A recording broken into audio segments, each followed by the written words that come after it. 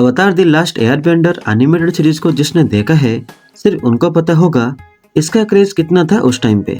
ये animated series अपनी बहुत सारी खूबियों की वजह से फेमस था, जैसे कि इसका फाइटिंग स्टाइल्स।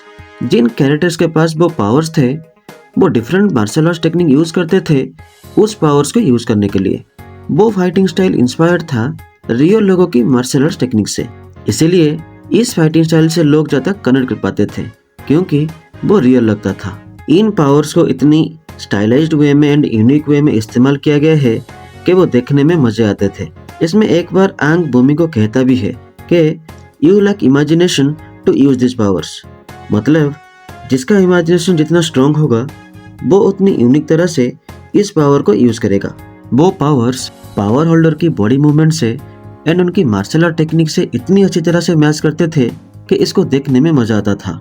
हर फाइटर की मार्शल आर्ट टेक्निक अलग था, जैसे कि एक अर्थ बेंडर का स्टाइल एक वाटर बेंडर से अलग था, या एक फायर बेंडर का स्टाइल एक एयर बेंडर से अलग था, क्योंकि उनका फाइटिंग स्टाइल उनकी कल्चर को रिप्रेजेंट करता था एंड हर बेंडर का कल्चर दूसरे बेंडर के कल्चर से अलग था, इसलिए उनका फाइटिंग स्टाइल भी अलग था।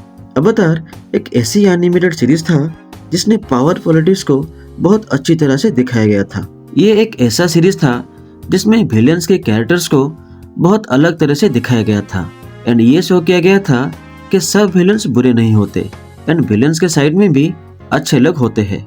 ये सब रीजंस की वजह से ये शो को बच्चे एंड बड़े दोनों देखते थे। ये किड्स एंड एडल्ट्स दोनों में बहुत फेमस था। अब बात करते हैं अवतार लाइव एक्शन के बारे में। इसमें जो कैरेक्टर्स है जैसे कि आंग, कटारा, शोका, जुको, एजुला, फायरलॉर्ड ओजाई एंड आयरो, वो एनिमेटेड कैरेक्टर्स की लुक से इतनी अच्छी तरह से मैच करते हैं कि ऐसा लगता है कि जैसे वो कार्टून की दुनिया से रियल दुनिया में आ गए हैं।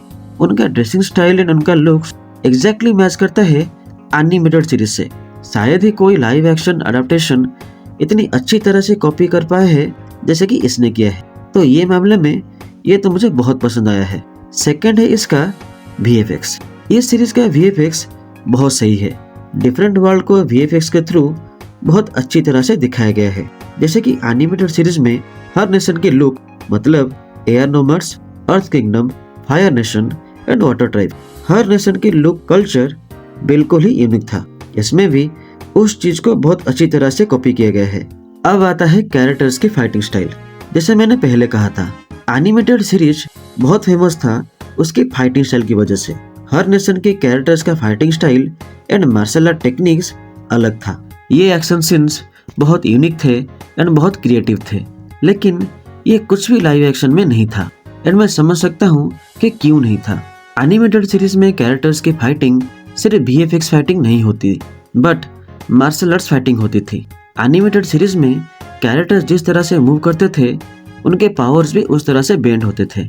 वो अपनी मार्शल आर्ट्स टेक्निक यूज करते थे अपनी पावर्स को बेंड करने के लिए, लेकिन लाइव एक्शन में कोई भी कैरेक्टर्स का बॉडी उस तरह से मूव नहीं हो सकता because it's impossible to move like that.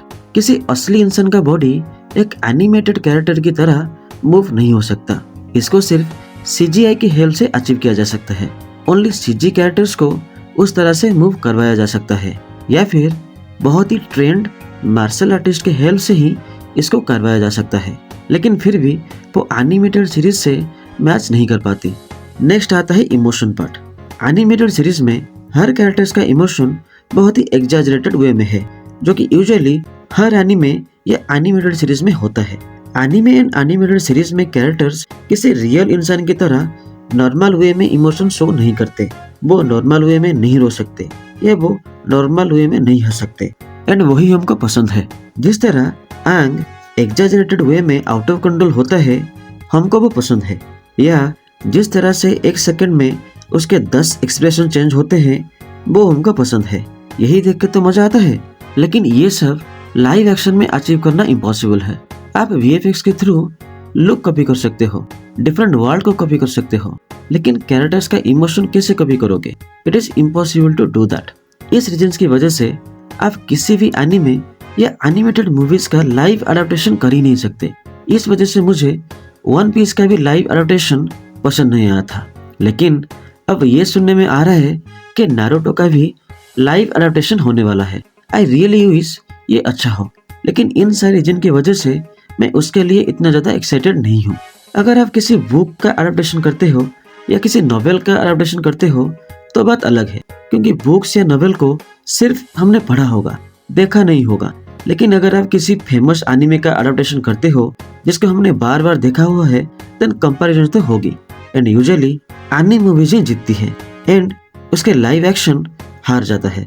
तो ये था मेरा अवतार द लास्ट एयरबेंडर का रिव्यू। आप मेरी बात से कितना एग्री करते हो या कितना डिसएग्री करते हो, प्लीज मुझे कमेंट में बताइए। एंड प्लीज मेरे चैनल को लाइक, शेयर और सब्सक्राइब कीजिए।